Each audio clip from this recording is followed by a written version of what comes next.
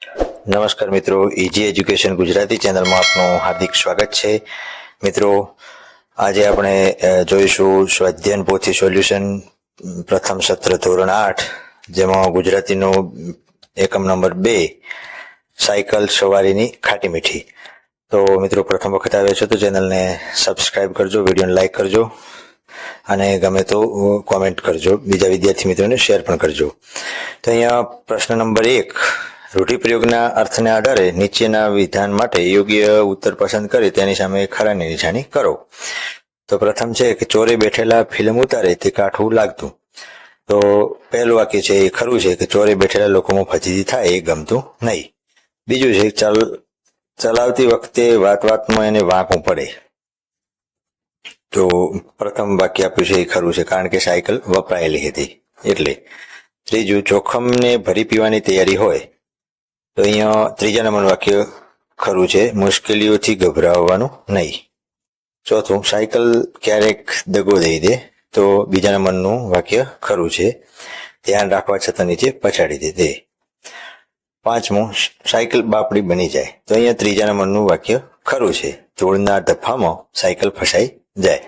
આવી રીતે આપણે ખરા નિશાની સામે ખરું કરવાનું છે. આગળ જોઈએ, પ્રશ્ન નંબર 2 છે, આપેલ ફકરો વાંચો અને સાયકલ પોતે બોલતી હોય એમ ફરીથી લખવાનું.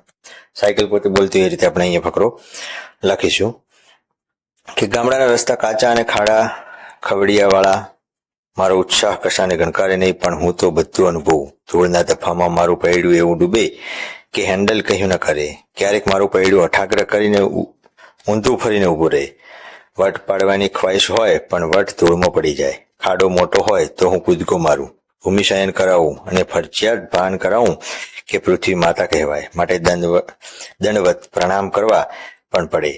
રસ્તા વચ્ચે બેઠેલો પથ્થર જાણે લોહચુંબક હોય એમ મારું પૈડું ગમે તેટલું વાળવા છતાં એ તરફ જ ખેંચાય અને પછી પથ્થર ઉપર થઈને નીચે પછડાય. આવી રીતે સાયકલ બોલતી એમ આપણે લખવાનું છે. પ્રશ્ન નંબર 3, નીચેના શીર્ષક પરથી 10-12 વાક્ય લખો. અહીંયા શીર્ષક આપેલું છે કે મારી પહેલી સાયકલ સવારી. આપણે પોતપોતાની સાયકલ સવારી લખવાની છે કે તમે જ્યારે પહેલી સાયકલ સવારી કરી એનો અનુભવ. અહીંયા લખ્યું છે કે મારી પહેલી સાયકલ સવારીનો અનુભવ ખૂબ જ યાદગાર અને રસપ્રદ રહ્યો હતો. પહેલા નાની સાયકલ પપ્પા દ્વારા મને મારા જન્મદિવસની ભેટ સ્વરૂપે મળી. સાયકલ જોતા જ મારા આનંદનો પાર ન રહ્યો. હું એ સાયકલ પર બેસતો અને પપ્પાએ સાયકલને પકડી રાખતા. હું પેન્ડલ મારી ધીમે ધીમે શીખવાનો પ્રયત્ન કરતો. 2-3 વાર પડ્યો પણ ખરી. આખરે સાયકલ ચલાવતા શીખી ગયો. ત્યારબાદ 2 વર્ષ સુધી સતત મેં એ સાયકલ ચલાવવાનું રાખ્યું. 3 વર્ષ પછી ઘરમાં મોટી સાયકલ આવતા એ પહેલી સાયકલનું માત્ર સંભાળણું બની રહ્યું. આવી રીતે આપણે લખવાનું છે. પ્રશ્ન નંબર 4, તમારા જન્મદિવસે તમારા મમ્મી પપ્પા સાયકલ ખરીદી ભેટ આપવાનું વિચારે છે. તે બંને વચ્ચે થયેલી વાતચીતનો સંવાદ લખવાનો છે. સંવાદ એટલે 2 પાત્રો વચ્ચે થયેલી વાતચીત. અહીંયા થોડોક સંવાદ મમ્મી પપ્પાનો આપ્યો છે, બાકીનો આપણે આગળ વધારવાનો છે. તો મમ્મીથી લખીશું કે ખૂબ સરસ વિચાર છે. તે ઘણી વખત સાયકલની વાત કરતો હતો.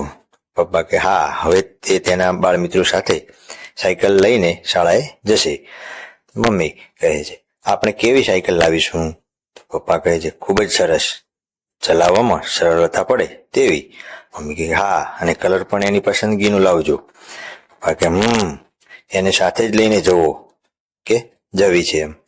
મમ્મી, એના જન્મદિવસની સરપ્રાઈઝ આપીએ. પપ્પા કે સાથે મીઠાઈ પણ લાવશું. મમ્મી કે ઓહ, તો એ ખૂબ જ ખુશ થશે. પપ્પા કહે છે હા. બસ આવી રીતે આપણે સંવાદ લખવાનો છે, લખી શકીએ. પ્રશ્ન 5 છે, તફાવત. બંનેમાં ફરક શું એમ, તફાવત, ડિફરન્ટ. મોટરસાયકલ અને સાયકલમાં. તો મોટરસાયકલની કિંમત વધારે હોય છે જ્યારે સાયકલની કિંમત ઓછી હોય છે. મોટરસાયકલ ગતિ વધુ હોય મોટરસાયકલની, જ્યારે સાયકલની ગતિ ઓછી હોય. મોટરસાયકલ પ્રદૂષણ કરે છે જ્યારે સાયકલ પ્રદૂષણ કરતી નથી. મોટરસાયકલમાં પેટ્રોલ કે ડીઝલ એવો ખર્ચ થાય છે, જ્યારે સાયકલ મફત ચલાવી શકાય છે. મોટરસાયકલ ચલાવવાથી શરીરને કસરત મળતી નથી, જ્યારે સાયકલ ચલાવવાથી શરીરને ખૂબ સારી કસરત મળે છે. આવી રીતે આપણે તફાવત લખવાનો છે. પ્રશ્ન નંબર 6, ગામડાના રસ્તા પર સાયકલ ચલાવવામાં શી મુશ્કેલી પડતી હોય છે? જવાબ આપણે લખવાનો છે. ગામડામાં ઉબડખાબડ રસ્તા પર સાયકલ ચલાવવી મુશ્કેલ બને છે. માર્ગમાં પથ્થર કે કાંટા હોવાથી ટાયર પંક્ચર થવાનો ભય રહે છે. ઊંચા નીચા રસ્તા પર પેન્ડલ મારવું વધુ કઠિન બને છે. આવી રીતે આપણે જવાબ લખી શકીએ. પ્રશ્ન નંબર 2. પહેલી વારની સાયકલ સવારી વખતે લેખકને પૃથ્વી પ્રદક્ષિણા જેવો આનંદ કેમ થયો? તો લેખકને મામાએ સાયકલ પર બેસાડી, બજારથી નદી, નદીના પાળેથી ખળાવાડ થઈ પાદર, પાદરથી ઊભી બજારે થઈ ઘરે પહોંચ્યા ત્યારે લેખકને પૃથ્વીની પ્રદક્ષિણા કરી હોય તેવો આનંદ થયો હતો. ત્રીજું, સાયકલ ચલાવતી વખતે લેખક વારંવાર ઘંટડી શા માટે વગાડ્યા કરતા? તો જવાબ લખી શકીએ કે કારણ કે સૌને ખબર તો પડવી જોઈએ ને કે લેખકના મહાભાગીમાં સાયકલ ચલાવવાનું લખ્યું છે. ઘંટડી વગાડવાનો આનંદ મુખ્ય હતો, તેથી તેઓ વારંવાર ઘંટડી વગાડ્યા કરતા હતા. પ્રશ્ન નંબર 4. લેખક વાગ્યા પર ધૂળનો ઉપયોગ કેવી રીતે કરતા? શું તે યોગ્ય છે? શા માટે?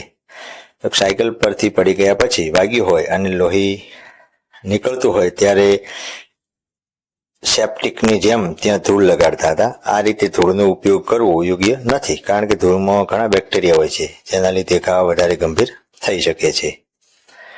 પ્રશ્ન નંબર 5. સાયકલ પર પાછળ કેરિયર પર બેસનાર શી શરત કરતા? શા માટે? તો સાયકલ પર પાછળ કેરિયર પર બેસનારની શરત રહેતી કે પાછળ બેઠા પછી હેન્ડલ પરથી હાથ હટાવવો નહીં, કેમ કે ધૂળિયા રસ્તામાં સાયકલ પડી જવાની બીક લાગતી, એટલે આવી શરત રાખતા હતા. રીતે આપણે જવાબ લખવાના છે. પ્રશ્ન નંબર 6. લેખકે બાળપણમાં સાયકલ ચલાવવાની ઘટના શા માટે અસામાન્ય લાગતી? તો લેખકના બાળપણમાં સાયકલ દરેકને સરળતાથી મળતી ન હતી. મળે તો તે ભાડાની સાયકલ મળતી. આવા સમયમાં જો સાયકલ ચલાવવા મળે તો તેનાથી એક રોમાંચક અનુભવ થતો. આથી લેખક આ ઘટનાને અસામાન્ય ગણાવે છે. પ્રશ્ન 7. સાયકલ ભાડે લેવા 2-3 મિત્રોએ શા માટે પૈસા ભેગા કરવા પડતા? તો સાયકલ ભાડે લેવા માટે 1 કલાકનું 1 આનું ભાડું ચૂકવવું પડતું. એ સમયમાં 1 આનો અસાધારણ હતો. આથી 2-3 મિત્રો ભેગા મળીને 1 આનો ભેગો કરી સાયકલ ભાડે લાવતા હતા. પ્રશ્ન નંબર 8. સાયકલની ઘંટડી ન વગાડીએ તો ચાલે એમ શા માટે કહ્યું છે? તો કે સાયકલની ઘંટડી ન વગાડીએ તો ચાલે એમ લેખકે એટલા માટે કહ્યું હશે, કારણ કે સાયકલમાંથી ખીચડુક ખીચડુક એવો અવાજ આવ્યા કરતો અને આ અવાજ ઘંટડી કરતા પણ મોટો હતો. આ અવાજ સાંભળીને જ લોકો દૂર ખસી જતા હતા. પ્રશ્ન નંબર 7. સાયકલ સાથે જોડાયેલી કહેવત, રૂઢિપ્રયોગ, સૂક્તિ કે પંક્તિ મેળવીને લખો. તો અહીંયા આપણે આવી રીતે લખી શકીએ કે સંપ ત્યાં જંપ, સાયકલ ત્યાં પંપ, સાયકલ મારી સરળ જાય, સાયકલ પર નીકળવાથી દુનિયા નાની લાગતી, સાયકલ એટલે પર્યાવરણનો મિત્ર, પવનની જેમ સરકતી સાયકલ સ્વતંત્રતાનો અહેસાસ કરાવે છે. આવી રીતે પંક્તિ, સૂક્તિ કે રૂઢિપ્રયોગ કહેવત આપણે લખી શકીએ. પ્રશ્ન નંબર 8. આપેલ શબ્દ સમૂહ માટે વપરાતો શબ્દ નીચે કોષ્ટકમાંથી શોધીને ઉદાહરણ મુજબ વર્તુળ કરી લખો. તો આપણે કોષ્ટકમાં વર્તુળ કરવાનું છે. તગારું, સમવ્યસ્ક, અસાધારણ, રોમાંચક, આનો, હઠાગ્રહ, ભૂમિશયન. પેલું આપણે લખીશું અને જે જવાબ આવ્યો છે એ આપણે અહીંયા શોધીશું. તો ખળું કરવાની જગ્યા તો ખળાવાડ, સાધારણ નહીં તેવું અસાધારણ, છબડા ઘાટનું લોઢાનું એક પાત્ર, તગારું જેની ઉત્પત્તિ કે વપરાશ ઘરમાં જ હોય તેવું તો ઘરગથ્થું, સમાન ભય ધરાવતું સમવયસ્ક જેનું મૂલ્ય રૂપિયાના 16મા ભાગનું તો આનો, હઠપૂર્વકનો આગ્રહ તો હઠાગ્રહ, જમીન ઉપર શું તે તો ભૂમિશયન, રોમાંચ પમાડે તેવું તો રોમાંચક. આવી રીતે આપણે લખવાનું છે.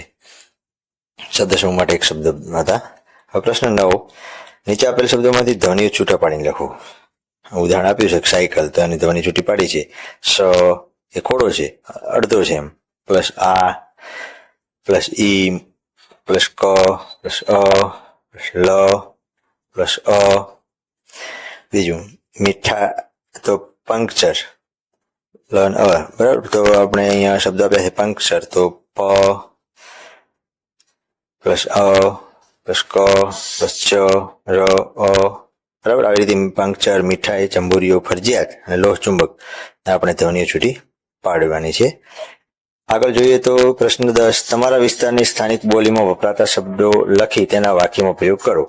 આપણે અહીંયા પ્રાદેશિક શબ્દો, સ્થાનિક ભાષામાં જે પ્રાદેશિક શબ્દો વપરાય, માની લો કે અહીંયા આપણા પ્રદેશમાં વપરાય છે કે ઢોલિયું, ઢોલિયું એટલે ખાટલો. બાકી લખીએ અમે ટોલિયા પર બેસીએ છીએ. બીજું છે કળશિયું એટલે લોટો, મેં એક કળશિયું ભરીને પાણી પીધું. ત્રીજું બાયણું, બાયણું એટલે બારણું, મારા ઘરના બાયણા પાસે એક કબાટ છે. આવી રીતે આપણે વાક્ય લખી શકીએ. ચોથું લખીએ ટેબોલો, ટેબોલો તો ઢગલો, અમે કચરો વાળીને એક મોટું ટેબલ કર્યું.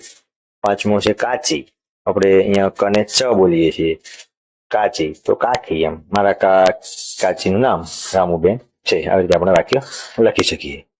પ્રશ્ન નંબર 11, એકમના આધારે કારણ આપવાનું છે.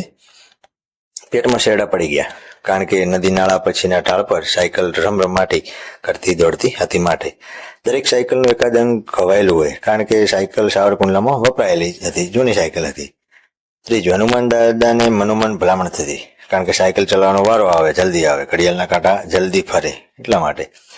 લેખકના દાંડિયા પર બેસવું અનુકૂળ ન હતું કારણ કે ધોળિયા રસ્તા પર સાયકલ ચલાવવાની થાય અને દાંડીઓ વાગે એટલે. પાંચમું, સાયકલ વાળો ટ્યુબમાં હવા ભરી તગારામાં પાણી બોળે કારણ કે પંક્ચર શોધવું સરળ બની જાય એટલે.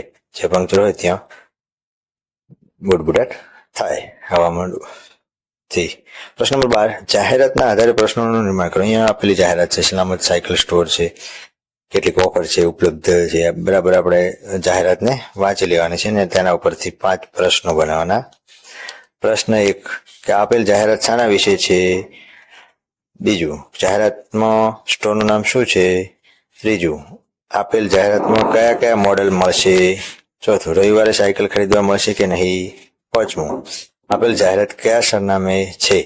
આવી રીતે આપણે પ્રશ્નો લખવાના છે. મિત્રો, easy education channel, easy education Gujarati channel ને સબસ્ક્રાઈબ કરો, વિડીયોને લાઈક કરો, શેર કરો. આભાર.